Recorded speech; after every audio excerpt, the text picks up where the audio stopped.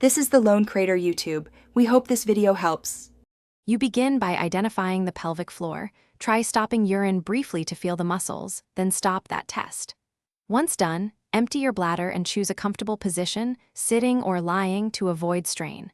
Start immediately with short 1-2 second squeezes, then fully release. This teaches control. Make sure to breathe normally and isolate the pelvic floor. Do not clench buttocks or abdomen. Repeat 10 times as a warm-up, and this first set establishes the pattern you'll build on. Now you develop endurance. Perform 5 10-second holds with the same amount of rest between holds and complete sets slowly to maintain form. Make sure to breathe steadily throughout. Exhale a little during contraction if it helps. Never hold your breath. Keep your abdomen, thighs, and glutes relaxed so the pelvic floor does the work.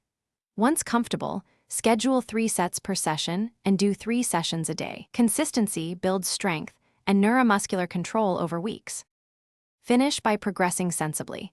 Add longer holds up to 10-15 seconds and include fast pulses of 1 second to improve responsiveness. Once done with the main routine, integrate Kegels into daily tasks, standing from a chair or waiting in line, to reinforce automatic activation. Make sure to track progress weekly and adjust reps if fatigue sets in. Gradual increases prevent overwork. If you feel pain, leaking worsens, or you cannot relax after contracting, pause the program and consult a pelvic health specialist. Thanks for watching. Consider subscribing if we helped you.